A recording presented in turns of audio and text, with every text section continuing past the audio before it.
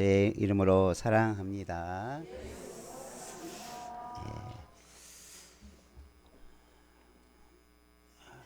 제가 어제도 말씀을 준비하는 중에 핸드폰에 경찰청에서 사람을 찾는 문자가 이렇게 왔습니다. 나이 많으신 분인데 키가 어떻고 몸무게가 어떻고 어떤 차림으로 행방불명이 돼서 사람을 찾는다. 아마 이런 문자들을 아마 여러분도 많이 받아봤을 것입니다. 뭔가 중요하고 참 소중한 것을 잃어버렸을 때 어떻게든지 찾고자 하고 또 그것을 빨리 내가 원하는 것을 얻고자 하는 것이 사람들의 마음인데 종종 우리가 신문이나 이런 걸 보면 사람을 찾고 인재를 찾고 사원을 모집하고 학생들을 찾고 실종 가족들을 찾고 이런 어떤 잃어버린 가족들이나 어떤 것을 찾아가는 많은 그런 내용들을 볼 수 있습니다. 그들의 심정은 바로 가장 간절하고 절실한 것들을 찾는 거겠죠. 제가 경험해 본 바에 의하면 또 주변에 여러 우리가 사람들을 돌아보면 정말 여러 가지 잃어버린 것 중에 아마 가족, 형제, 자녀들을 잃어버렸고 그들을 찾는 것들이 가장 애절하고 안타까운 마음이 가장 큰 것 같습니다.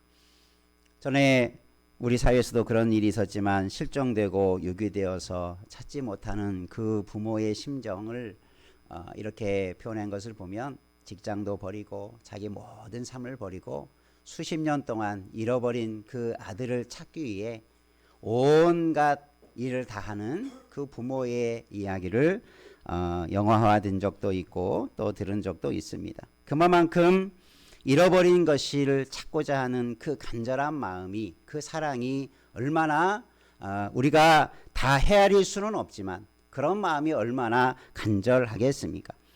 여러분 사람도 중요한 것을 잃어버리면 찾고자 하고 얻고자 하는데 오늘 말씀은 하나님께서 얼마나 지금 많은 생명들을 간절히 찾고 있는가라고 하는 하나님의 우리를 잃어버린 자를 찾으시는 하나님에 대해서 예수님께서 비유로 설명해 주고 있습니다. 오늘 우리가 그 하나님을 아버지로 믿고 또 우리가 그 하나님의 마음도 우리가 더 잘 알아서 우리가 하나님의 뜻대로 살아가는 자 되기를 주님의 이름으로 축원합니다.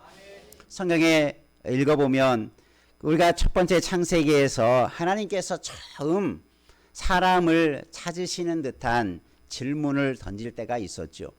아담과 하와가 범죄하고 불순종함으로 선악과를 따먹고 하나님의 낯을 피하여 동산에 숨었어요. 부끄럽고 두려워서 아마 하나님을 피하여 도망하며 숨었겠지요. 하나님께서는 아담이 어디 숨었는지 몰라서 그렇게 물은 것은 아닌데 그렇게 묻죠. 아담아, 네가 어디에 있느냐? 왜 숨고 도망 다니느냐? 내게로 오라라는 말이 담겨져 있죠. 그리고 하나님은 그렇게 아담만 찾으신 것이 아니라 그 죄를 범하고 두렵고 떨림으로 숨어있는 아담을 향하여서 그 죽음이 선포되었음에도 불구하고 그의 죄와 허물을 덮어주시고 가죽 옷을 지어서 예수 그리스도의 보혈의 은혜를 상징하는 용서와 회복의 길을 말씀해 주시고 보여주셨습니다. 이게 최초의 복음이라고도 설명합니다. 여러분 하나님은 그 사랑을 가지고 누구든지 주님 앞에 돌아오기를 기다리고 찾으시는 줄 믿으시기를 바랍니다. 그 하나님께서 오늘 우리를 찾으셨고 또 지금도 우리가 멀어져 간 하나님께로부터 멀어져 가는 그런 신앙의 삶이 있다면 여전히 우리를 부르시고 어디 있느냐? 주님은 우리를 찾으시고 찾으시는 하나님이신 줄 믿으시기를 바랍니다. 그래서 오늘 말씀에서 하나님 찾으시는 하나님은 어떤 분이신가? 그리고 우리는 그 하나님 앞에서 어떠한 삶과 결단을 가지고 살아가야 하는가라고 하는 것을 함께 은혜를 나누기를 원합니다. 예수님께서도 말씀하셨습니다. 누가복음에 보면 나는 잃어버린 자를 찾아 구원하기 위하여 이 땅에 왔다. 잃어버린 자를 찾기 위해서 하나님께서 이 땅에 나를 보내시고 내가 그래서 이 땅에 왔다. 예수님의 구원의 사역을 잃어버린 자를 찾는 사역으로 스스로 말씀해 주고 있습니다. 여러분, 이게 하나님의 사랑이고 예수님의 사랑이신 줄 믿습니다. 오늘 말씀에서도 예수님께서 세 가지의 잃은 것에 대한 비유를 하십니다. 잃은 한 마리의 양, 잃은 하나의 드라크마, 또 하나의 잃어버린 아들의 이야기를 연이어서 해주고 있습니다. 이 세 가지의 비유는 각자가 같은 교훈을 우리에게 주고 있습니다. 이 세 가지의 비유를 우리가 하나의 이야기로 우리가 종합해서 들을 때 예수님께서 우리에게 말씀하신 이 비유의 의미를 정확하게 이해할 수 있을 것입니다. 오늘 우리가 말씀은 첫 번째 비유인 잃은 양 한 마리를 찾는 그 비유에 대해서 읽었지만 오늘 이 말씀은 이 세 번째 비유까지 하나의 이야기로 함께 이해하면서 말씀을 듣기를 원합니다. 과연 하나님은 우리에게 어떤 모습으로 우리를 찾으시는가? 그리고 하나님은 마치 목자처럼 한 여인처럼 아버지처럼 그런 마음을 가지고 여전히 우리를 찾으시고 우리에게 은혜를 베풀어 주시는 분임을 보여주고 있는 것입니다.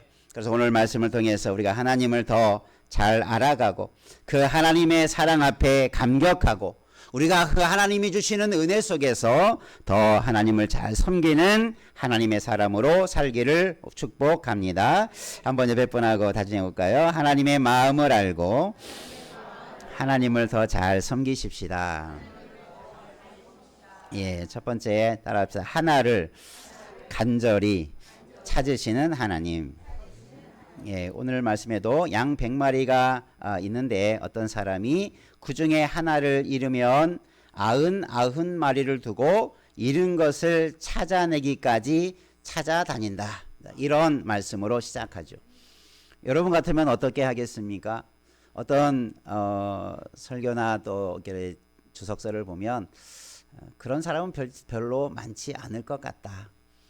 양 100마리가 있는데 한 마리가 잃었다고 99을 내버려 두고 한 마리를 찾기 위해서 헤매이는 목자, 그건 진정한 목자가 아니다. 뭐 이렇게 또 설명해 주는 사람이 있더라고요. 여러분 같으면 어떻겠습니까? 한 마리를 잃어버리고 남은 99마리가 있어요. 그럼 여러분 뭐에 집중하겠어요? 99마리에 집중하겠죠. 잃어버렸지만 안타깝지만 하나가 손해는 봤지만 그래도 남아있는 99마리가 있으니 내가 이 양을 더 잘 쳐야지. 아마 100이면 100, 목자라면 당연히 99마리에 더 집중하는 것이 목자의 심정일 것입니다. 그런데 이 비유에서 예수님은 왜 일반적인 상식적인 그런 비유로 말하지 않고 99을 내버려 두고 잃은 하나를 찾으러 목자가 헤매이고 또 그것을 찾아오게 되어지는 것을 말씀해 줄까? 이게 하나님의 마음이 그 마음 속에 그 이야기 속에 들어있다라는 것을 가르쳐 주기 위함이죠.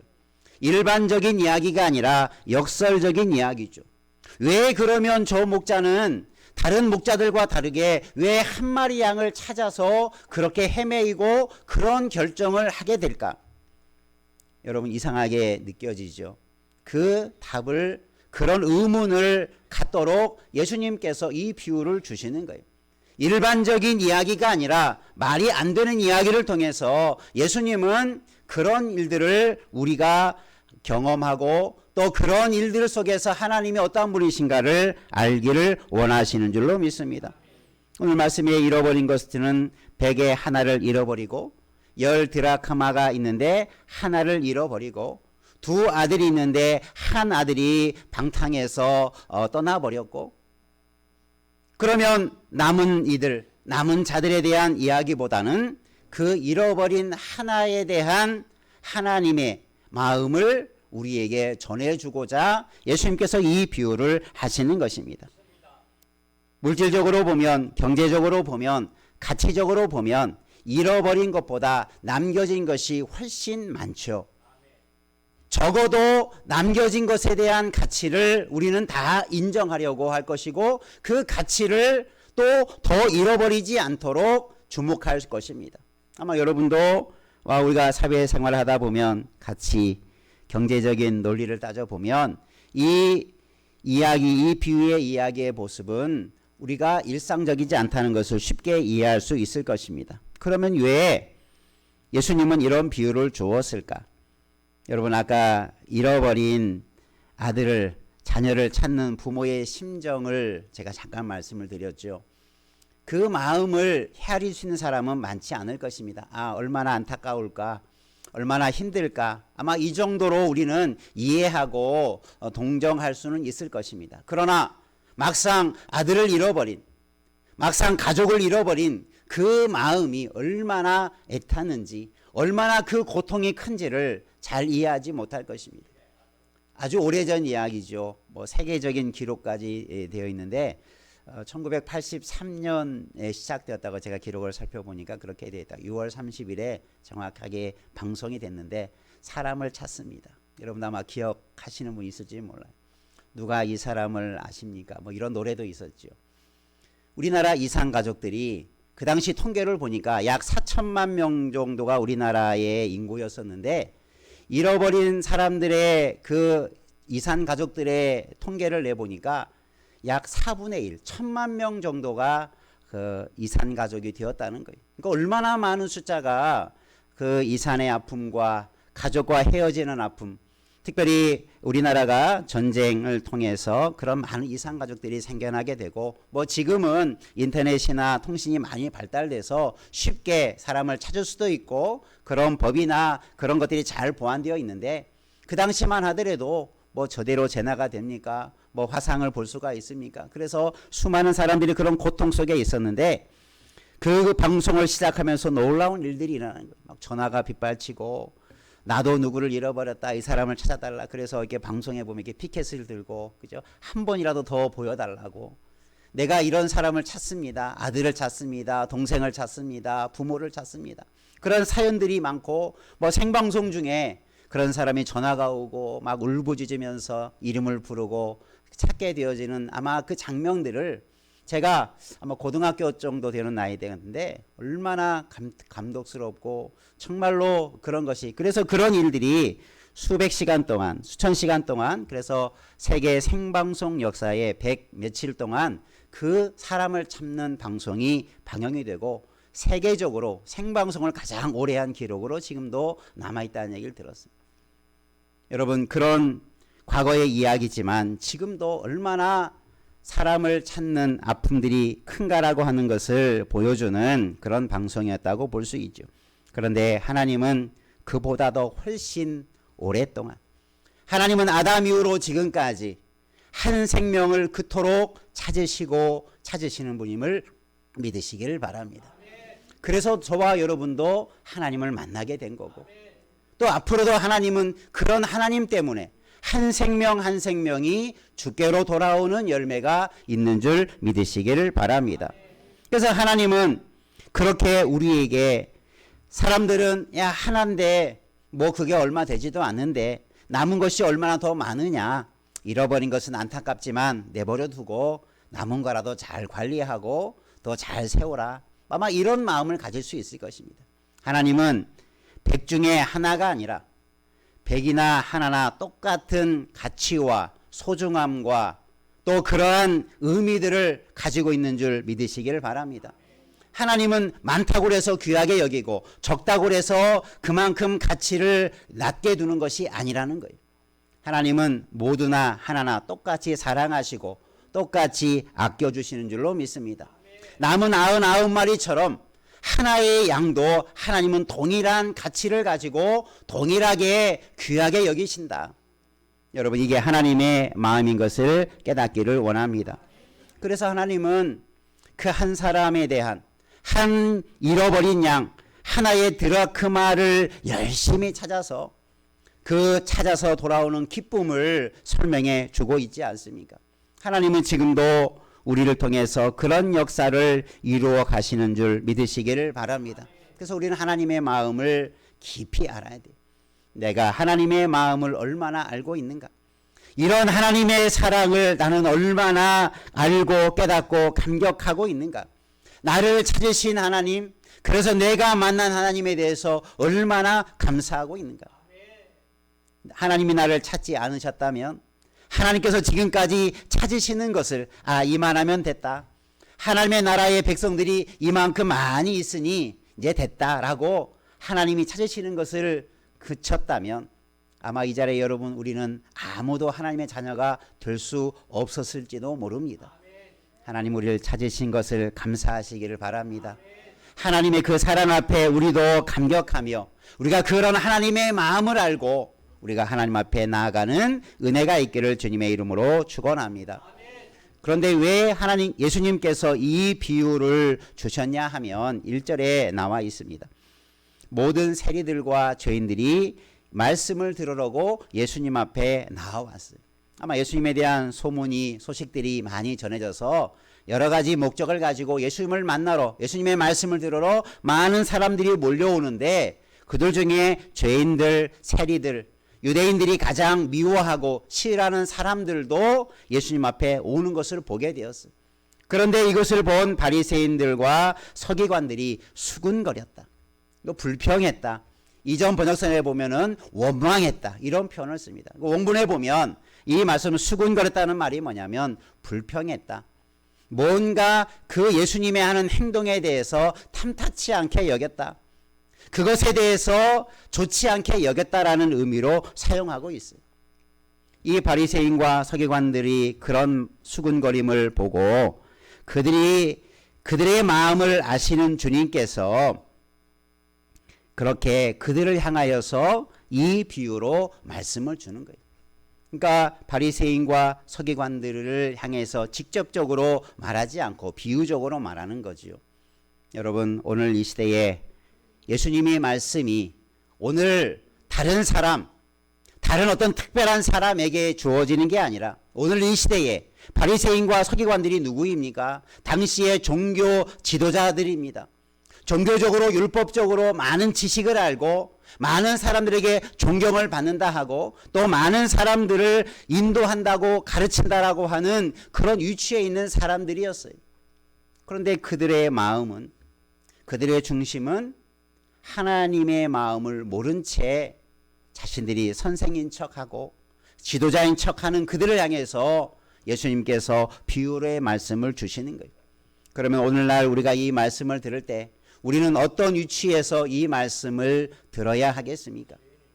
오늘 우리는 내가 바리새인과 서기관과 같은 혹시 생각을 가지고 있는 우리의 모습을 돌아봐야 돼. 내가 이만큼 예수를 믿었으니, 내가 이만큼 말씀을 잘 알고 있으니, 내가 이만큼 예수님에 대해서, 내 신앙에 대해서 나는 자랑할 만큼 나는 신앙생활 잘하고 있으니, 그렇게 생각하는 자들이 하나님의 마음을 모르고 있다는 거예요. 이 말씀은 오늘날 우리들에게 주는 예수님의 말씀인 줄 받으시기를 바랍니다.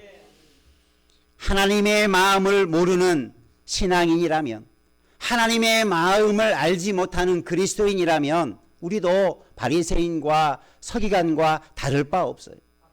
그래서 다른 사람을 미워하고 용서하지 못하고 정죄하고 비난하는, 심지어 바리새인들은 누구까지도 비난합니까? 누구까지도 정죄합니까? 예수님도 정죄하고 예수님도 살인죄를 지었다라고 죽이라고 그렇게 말하는 자들이 되고 말았어요. 얼마나 악한 자들입니까? 이들을 향해서 예수님은 경고의 말씀처럼 이 비유를 주시는 것입니다. 우리가 잘 아는 이 잃어버린 양, 잃어버린 아들, 잃어버린 드라크마에 관한 비유가 나를 향한 예수님의 경고의 말씀으로 받으시기를 주의 이름으로 축원합니다. 내가 그런 사람이었구나, 내 마음이 그런 사람이었구나 라고 하는 것을 예수님은 오늘 우리에게 이 말씀을 통해서 깨닫기를 원하시는 줄로 믿습니다. 그러면 우리가 어떤 마음을 가져야 되겠어요?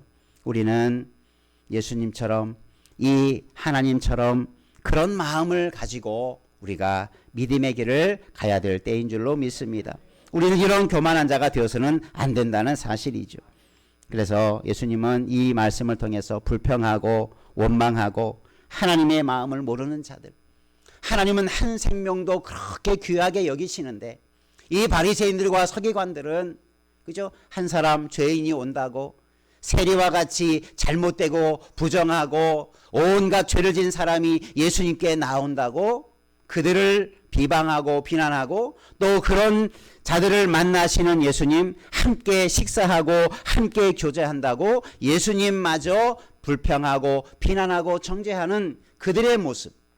여러분 이게 우리의 모습이 비춰진다는 것을 기억하시기를 바랍니다. 우리가 이 세상에서 지금 이 시대 속에서 우리 그리스도인들이 교회가 세상 속에서 정말 세상 사람들을 향하여서 우리가 정죄하고 비난하는 자가 아니라 오늘 이 세 비유의 핵심의 말씀은 동일하게 나타납니다.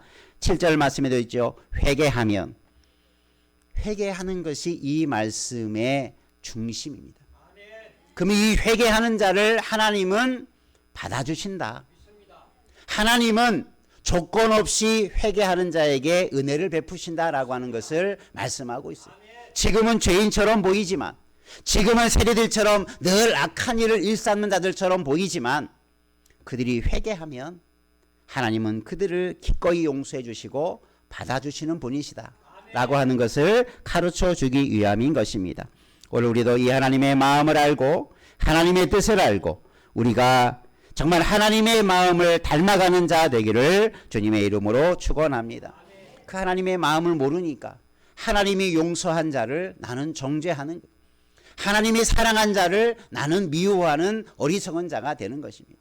오늘 우리 모두가 하나님의 마음을 품고 하나님께서 우리에게 어떤 삶을 살라고 말씀하시는가를 분명하게 깨닫기를 원합니다. 한번 우리 옆에 분하고 답시다. 회개하고 용서할 줄 아는 사람이 되십시다. 그러면 이 회개는 누가 회개할 것입니까?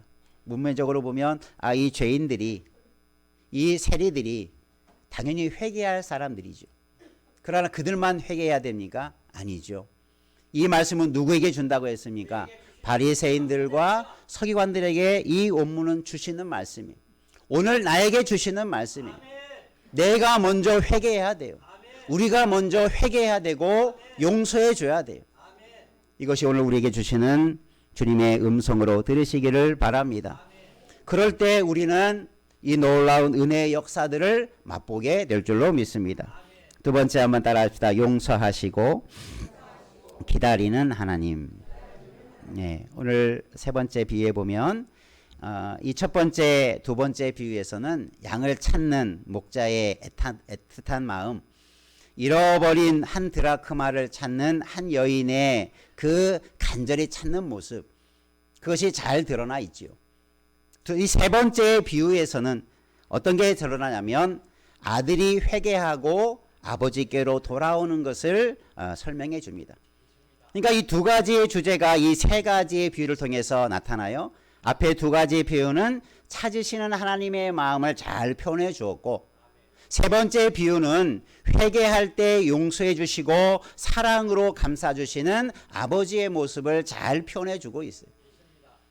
그러니까 여기에서 뭡니까? 하나님이 찾으시는 하나님, 용서하시는 하나님, 회개하고 돌아오는 자에게 아낌없이 사랑을 베푸시는 하나님. 이게 이 세 가지 비유의 교훈이요 주제입니다. 그러면 하나님께서는 어떻게 용서하십니까? 우리는 보통 어떤 사람이 잘못하면 야 용서해, 사과해 이렇게 하면 내가 이렇게 이것을 잘못했구나. 그래서 잘못했습니다.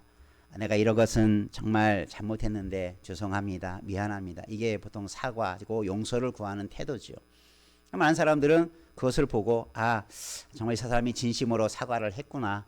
용서를 구했구나. 그래서 용서해 주는 사람도 있고, 어떤 사람은 뭔 말을 해도 용서가 안 되는 부분도 있고, 또 어떤 사람은 저 사람이 그렇게 말을 하는데 진정성이 좀 없는 것 같아. 말로만 좀 그런 것 같아. 이렇게 해서 또 그 사람의 마음을 받아주지 못하는 경우도 있습니다.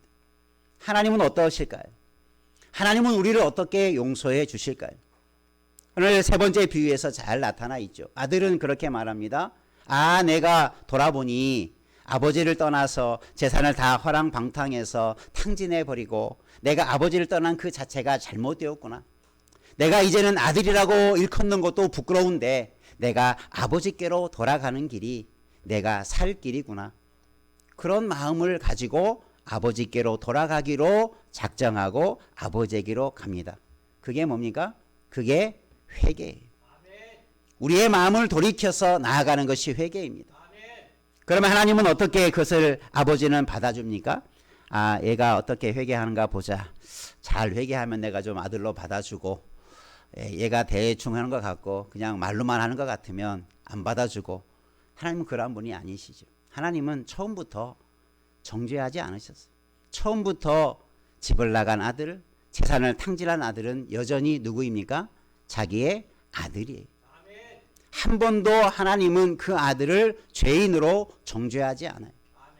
비록 잘못하고 그가 많은 잘못을 저지르고 잘못된 행위들을 했을지라도 아버지는 그 아들을 그냥 아들로 바라보고 있는 거예요. 아들의 자리로 돌아오기를 기다리고 있는 거예요. 하나님은 용서하시는 하나님이 아니시라 이미 다 용서를 해놓고, 아니 용서할 것차도 없이 그냥 기다리시는 하나님이신 것을 보여주고 있어요. 그냥 하나님은 기다리고 있는 거예요. 용서해 줄 것도 없이 기다려주고 인정해 주는 거예요. 이게 하나님의 사랑인 줄로 믿습니다. 이게 하나님이 우리를 용서하시는 방법들이에요. 내가 어떻게 용서를 잘 비난가, 얼마나 감동적으로 나에게 와서 그렇게 잘못을 구구절절 내게 말하는가. 하나님 절대 그런 걸 원하지 않아요. 여러분도 어떤 잘못이 있을 때, 아, 내가 이렇게 구체적으로 이런 잘못을 했습니다. 내가 말씀을 이렇게 어겼습니다. 이렇게 말하지 않아도 내 마음을 하나님께로 향하기만 하면 하나님은 다 용서해 주신 줄 믿으시기를 바랍니다. 하나님은 그것을 바라시는 거예요. 지금 하나님 예수님께 나오는 세리들과 죄인들 같이 바리새인과 서기관들도 그렇게 하나님 앞에 자신의 잘못과 부족함을 깨닫고 하나님께로 돌이키면 용서해 주시는 하나님, 그런데 그들은 자신을 의롭다 생각하고 저 죄인들과 세리들과 같은 자들만 정죄하고 비난하고 그들이 회개할 사람이라고 생각한다면 누가 더 악한 사람입니까? 이 바리새인과 서기관이 더 악한 자라는 거죠. 여러분, 오늘 우리가 그런 위치에 설 수 있는 위험성이 상당히 큽니다. 예수를 오래 믿으면 믿을수록 우리는 정죄하기를 좋아해요. 예수를 많이 믿으면, 하나님의 말씀을 많이 알면 알수록 우리는 나도 모르는 사이에 다른 사람을 정죄하고 다른 사람의 잘못을 들여다보고 내 눈에 들보는 보지 못하고 다른 사람 눈에 티끌만 바라보는 일들이 끊임없이 일어나는 것이 우리의 사람의 본성이고 악한 습성들이.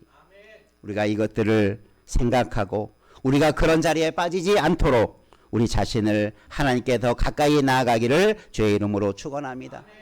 예수님의 마음을 알고 하나님의 마음을 깨닫기를 주의 이름으로 축원합니다. 하나님은 그렇게 그 많은 죄를, 그 흉악한 죄를 하나님은 아낌없이 자기를 향하여 오는 자들에게 용서해 주시는 하나님이시라면, 여러분, 우리도 그 하나님의 사랑을 실천하고 그 사랑을 가지고 이웃을 향하여서 용서해 주고 우리가 이웃을 향하여서 사랑을 베풀 수 있는 하나님의 사람이 되기를 주님의 이름으로 축원합니다. 그런 하나님의 사랑이 있었기에 우리가 있었고, 그런 하나님의 사랑을 먼저 경험한 자들이 있었기 때문에 오늘 우리가 설 수 있었지 않았습니까? 이 세 번째 비유에서 큰 아들에 대한 이야기가 나오죠. 큰 아들은 아버지에 대해서 엄청 불만이 많은 사람이에요. 아버지가 하는 일에 대해서 너무나 불만이 많아요.